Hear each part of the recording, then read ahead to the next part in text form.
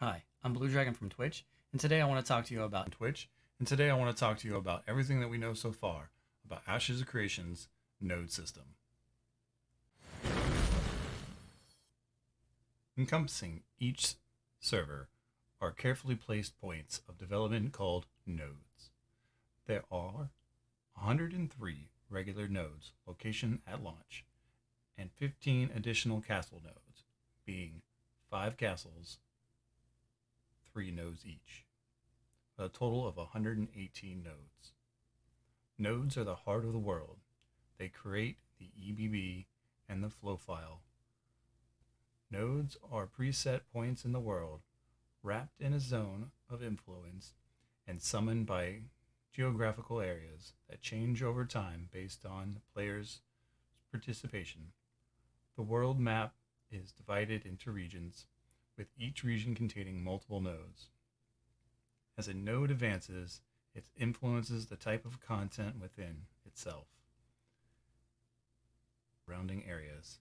Players do not create nodes, but they are part of the government for each specific node. They have the ability to influence diplomacy and modify building types and construction services within that node. There will be 103 node locations at launch, each of its own impact on the narrative, the development of the world. Nodes are assigned one of 4 node types, each of which contain unique specifications. Each player will be able to identify the type of node at the first stage of development based on the NPC population. Node types being divine nodes, economic nodes, military nodes, scientific nodes. Ashes allows the player to decide the fate of the world around you. With each node type, you can change the flow of resources and goods in the world. You will grow the largest economic metropolis and help guide the richest of Vera. Or you choose a path unlocking new stories filled with allies and enemies. Node types are predetermined and are the same across all servers. A node's type is static. It doesn't change based on the node's advancement or destruction. For example, a level 4 scientific node is destroyed, but will become a level 0 scientific node. It will never be any other node type other than a scientific node. The location of these types' relevance influences the area around the node. Node types affect various services and systems at each level of node advancement. Node benefits. Each node type has a superpower that become unlocked when the node reaches level 6, the Metropolis stage. Economic node benefits are that have reached the Metropolis stage unlock a linked economy superpower. Economy nodes with this superpower share their auction house listings with all others. Up to 2 economic metropolises may be linked in this manner. Metropolis level economy nodes enable worldwide sale prices for auction houses across Vera. Items listed in one linked economic node can be bid on from other linked economy nodes. Linked economy also connects the economic metropolis and its vassal economic nodes. Military benefits. Military nodes enable bounty hunters to reduce duration of corruption. It's currently the only known military benefit. Scientific nodes that have reached the metropolis stage unlock teleportation superpower. Citizens of this metropolis may teleport between metropolises and any other vassal nodes, regardless of the stage of the vassal node, so long as the vassal node is not at war. Citizens of vassal nodes may teleport to their metropolis node and back. If there are multiple scientific metropolises that have an airship, will provide faster travel between those scientific metropolises for cities and citizens in those nodes, and the vassal nodes, so long as the metropolis is not at war. Divine node benefits have not been determined yet at this time.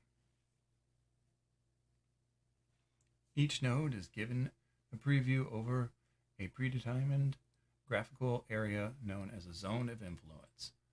Player activity within the zone of influence is weighted and counted towards a particular node advancement. Each node can be formed into towns but are limited by their neighbors. The nodes have different levels of advancement. There can only be so many of each level.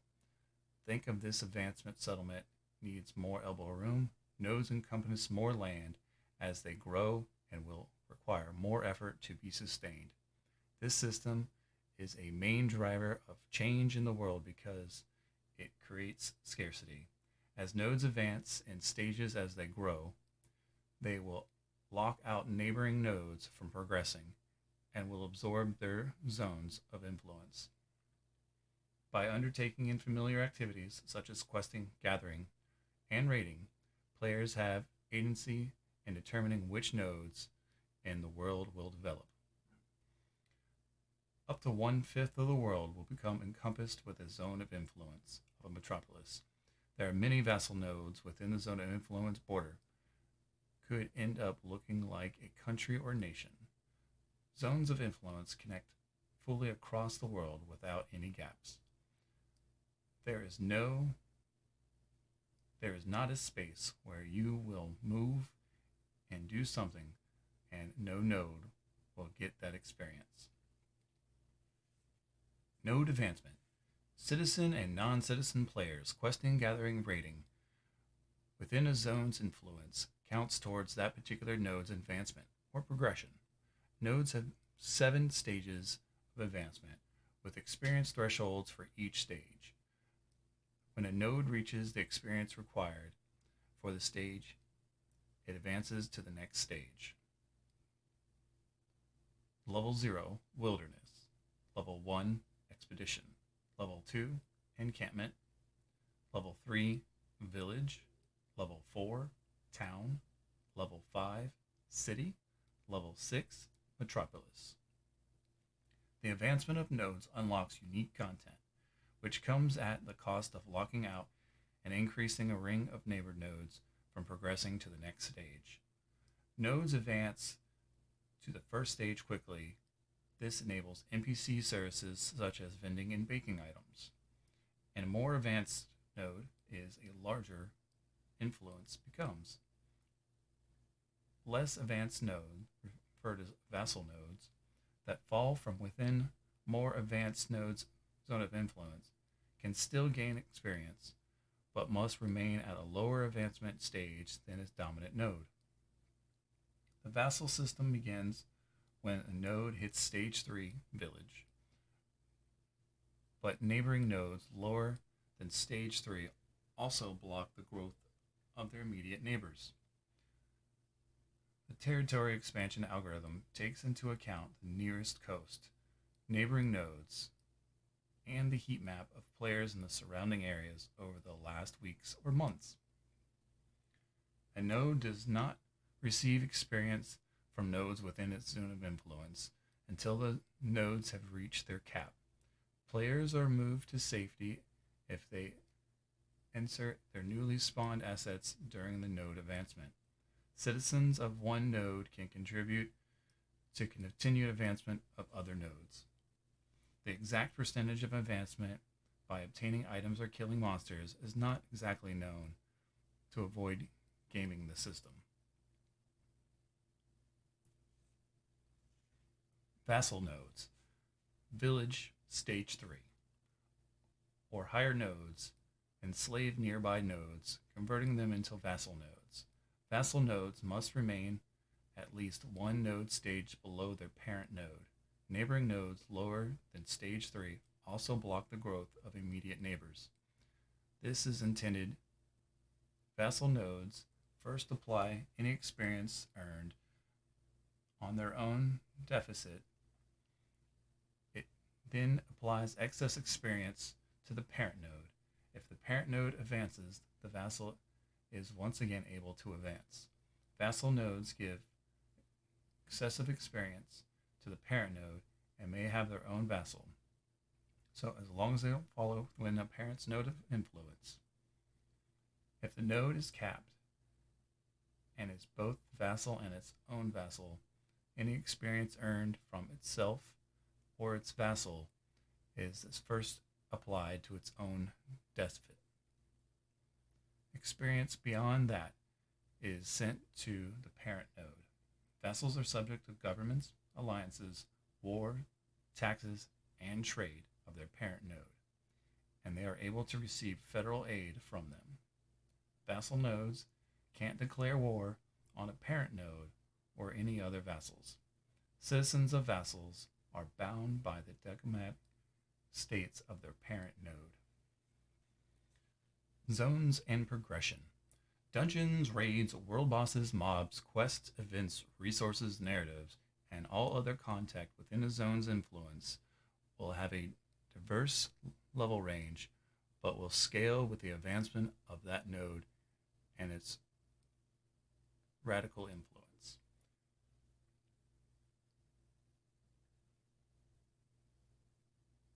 World Manager. The World Manager is an algorithm of ashes of creation that controls dynamic world elements. It acts as both a throttle and an initiative system for various activities to ensure certain parameters are within acceptable thresholds. Prices of hunting certificates, heat map of experience being gained to apply the node's advancement, transit of resources and goods between regions to drive quest rewards of nodes. Node atrophy. Nodes can dissolve based on node atrophy. This is a preliminary design that may be changed based on testing. This may be changed to atrophy point system, where accumulative points will progressively disable services within a node. The node may be destroyed if a significant point threshold is reached.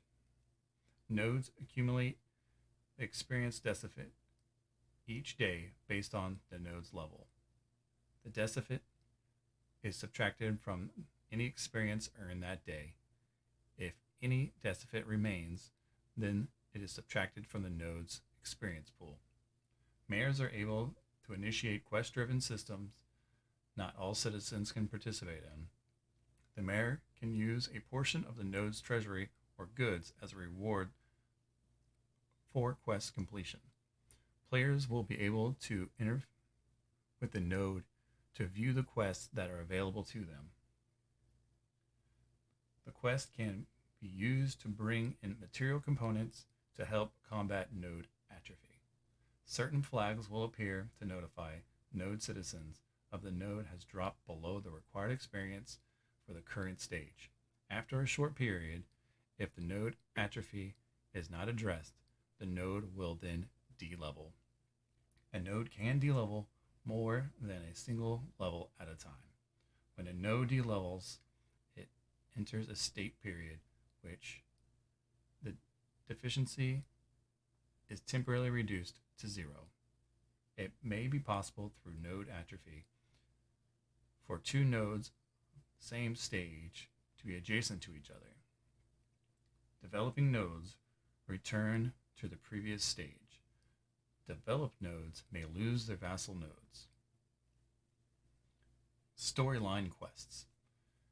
Storyline quests have multiple stages. These quest stages can actually be failed. The ability to retry a failed quest depends on the node's progression.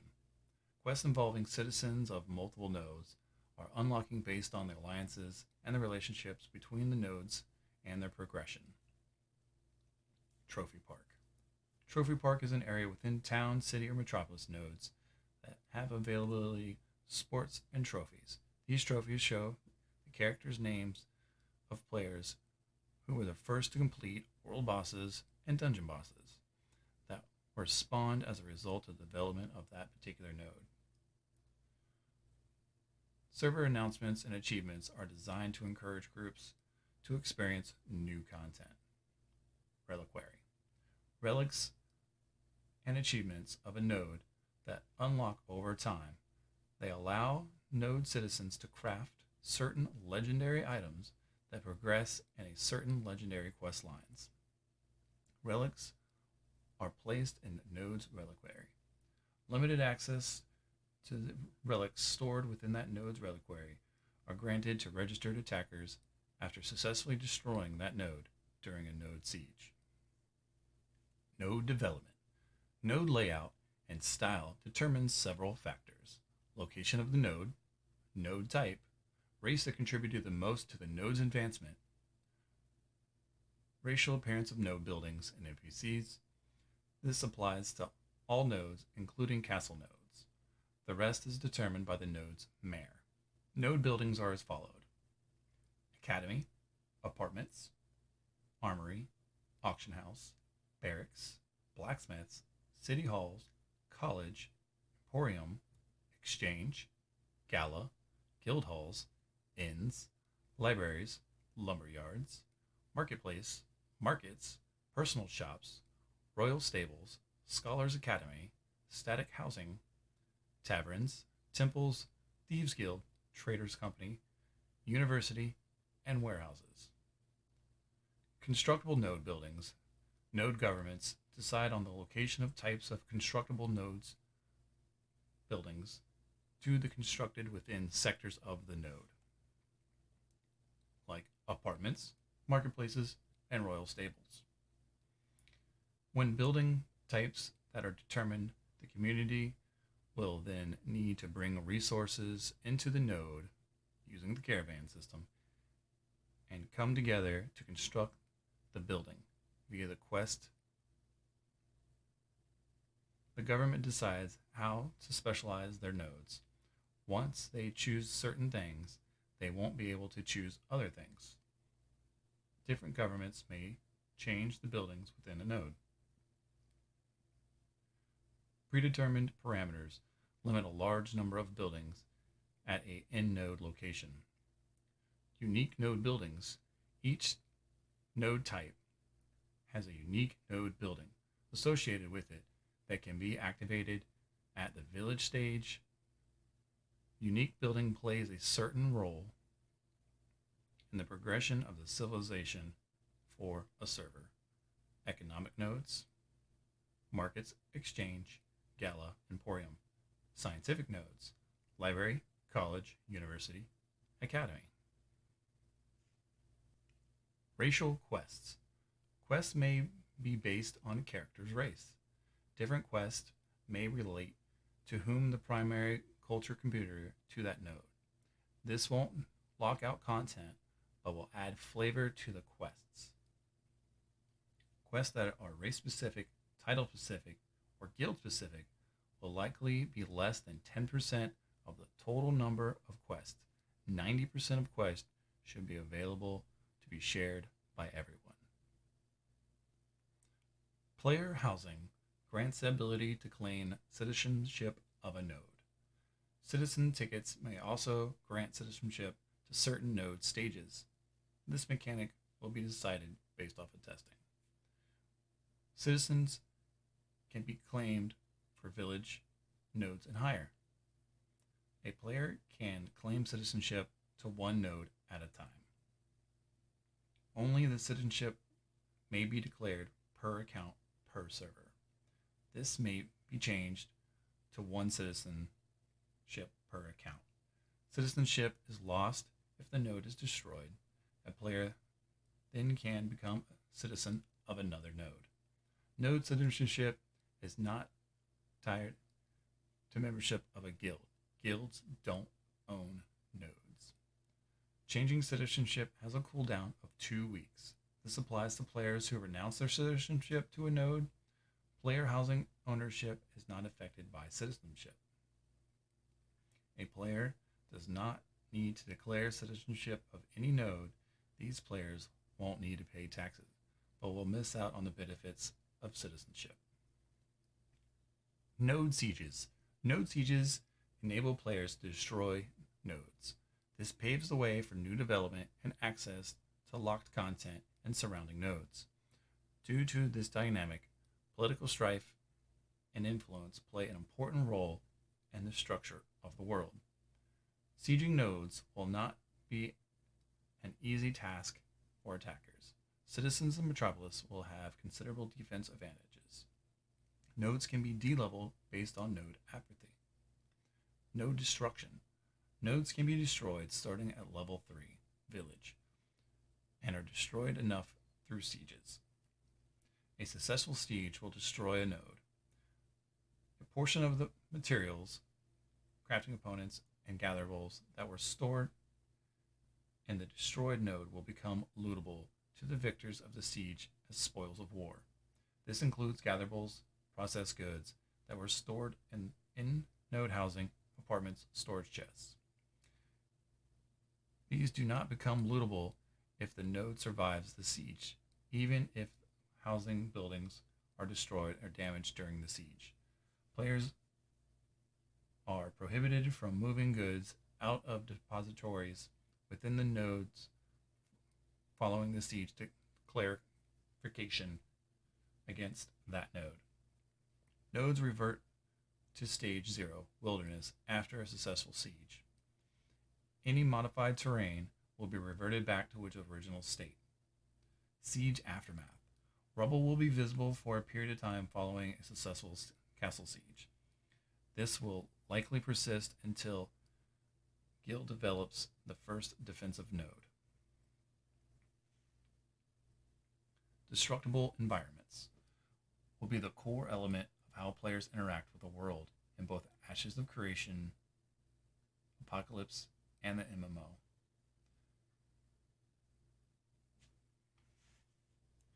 Node governments are chosen from a node citizenship, which a node reaches stage 3 village. Positions within the node's government are attending through titles that grant special access to NPCs in the node. A mayor, priests or bishops or acolytes depending on the temple, Patreon guild leaders, chief bounty hunters. There are a lot of things that you can strive for within a node that grant you special treatment. Mayors. Mayors are leaders of node governments who control the development of that node, accumulate resource, taxes, and quests to help development node defenses, coordinate the transfer of needed supplies with citizens operating caravans. Mayors must communicate that resources are necessary for a particular node, then motivate the citizens to fulfill those needs. Other leadership powers. Only node citizens may elect a mayor. Only one citizenship may be declared per account per server. This may be changed to one citizenship per account. A king or queen can also become a mayor. Mayors gain new powers and responsibilities as their node advances. The mayoral title unlocks special abilities and stats during sieges and events. Node elections. Once a node has reached village stage, there will be a 1-week cooldown period before node elections begin. This cooldown period allows players to establish citizenship at a village, which may require them to relinquish citizenship in another node. Following the initial cooldown, there will be 1-week election process. Then from that point on, elections will follow a monthly cadence.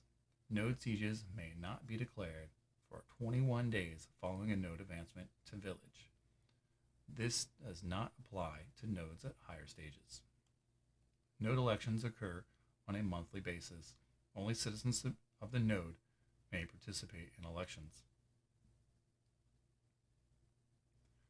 Mayoral quests are available to initiate quest-driven systems that non-citizens can participate in. The mayor can use a portion of the node's treasury or goods as rewards for quest completion. Players will be able to interact with the node to view the quests that are able. These quests can be used to bring on materials and help combat node atrophy. Leadership powers. Government officials have wide ranges of leadership powers. Mark foreign citizens of other nodes as enemies of the state. Declare war on other nodes that rally citizens to its cause, enter into trade agreements, direct assess building projects, tax allocation, node taxes. Mayor node governments allocate resources, taxes, and quests to help develop node defenses. Tax money only goes towards funding node development. Taxation rates scale based on when a player joined a node as a citizen. The goal is to financial pressure on the node of populations by making taxes increasingly expensive as nodes advance, rather than putting it in place on hard progression caps. Parent nodes can take a cut of all taxes from the housing and any services that occur within a zone of influence. This tax doesn't necessarily impact the individual citizen, but citizens' tax levels are determined by their node. But the node finances are affected by the taxation level by the parent node. Node wars. Node governments may declare war on other nodes and rally citizens to its cause. This manually flags the citizen of the warring nodes, including their allies, as combatants. Social organization quests will either be cooperative or adversarial based on war status with their parent node. Vassal nodes can't declare war on their parent node or any other vassal. Alliances. Ashes may have specific content that evolves around alliances, progression pathways within alliances, guilds sharing common services with alliance members. Alliance can toggle relationships with nodes. Caravans and the caravan system as open world PvP. Systems that revolves around opportunity and risk. Caravans facilitate the transfer of goods of players wishing to turn a profit. Caravans are for transfer of personal goods and quests, as well as supplies for castles and nodes. Caravans may only be sent or arrive at village nodes or above. Caravans can transport goods for more than one player. The PvP flagging system does not apply to caravans. Caravan types. There are different caravans in Ashes. Marital caravans, quest-driven caravans, and personal caravans. Caravan PvP creates an open PvP zone that flags players for combat. Players will be able to state their intentions to attack, defend, or ignore via the interface. A group will be required to successfully attack a caravan. A caravan will persist in the world for a period of 5 to 10 minutes from the time the owner logs out or disconnects from the server. Caravan destruction. If a caravan is destroyed, becomes wreckage, it will drop a portion of the goods it was transporting. Caravan components may also drop when the caravan is destroyed. These components may be salvageable by a caravan owner or other players. In this case, high-grade components. Caravan drops certificates of heavy goods that are redeemable at their original node for a portion of the goods. Unredeemable nodes. Unredeemable nodes and nodes directly above them are related but not exist in the same zone of influence. Caravan routes will go underground. Node sieges occur in the usual manner. There will be under-realm metropolises. Under-realm nodes. Directly above them are related but do not exist in the same zone of influence. Caravan routes will go underground. Node sieges occur in the usual manner, but will be under-realm metropolises. Coastal island nodes. There will be nodes along the coast and on islands. These nodes have specific water-oriented influences and abilities, services, quest lines that are relative to the seas. Coastal nodes change the spawn tables of the nearby water components. Coastal nodes change the spawn tables of the nearby water continent and can also trigger specific events. Harbors and coastal nodes will have quest lines that relate to ocean and nearby islands. It may be possible to siege a coastal city by sea. Island chains are part of Ash's naval content. Underwater nodes. Underwater points of interest that have NPC structures may appear to be like cities, but they will not be nodes. There won't be nodes underwater or in the water. Patreon guilds. Whether an organization is a Patreon of their node means it contributes the most amount of work to the nodes of its members. Patreon guilds unlock the following benefits to their members. Emblems can be applied to guild armor that can be purchased from the node. Participation in a node's stock market. Ability to participate in specific guild-based missions that will progress the guild's leveling and development. Location of the guild points and unlock specific node abilities for guild members. Ability to claim an in-node guild hall. These have different perks and benefits to hall placed in freehold plots. Any number of guilds can be in a node, but the number of Patreon guilds within a node is limited by the node's stage.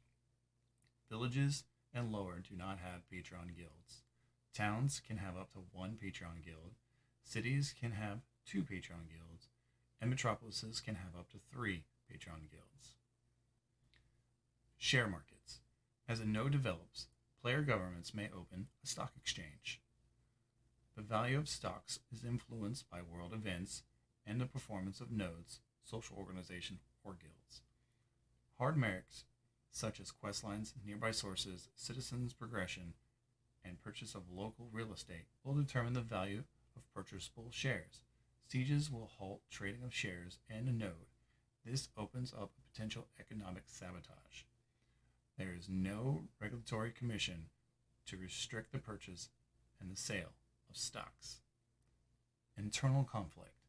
There will be civil war mechanics within nodes, but there will be a scope of internal politics such as undermining current leadership or distributing trade. The only way to remove an elected mayor prior to the end of the term is by destroying the node. Thank you for watching. If you liked this video, please hit the like button or subscribe for further content.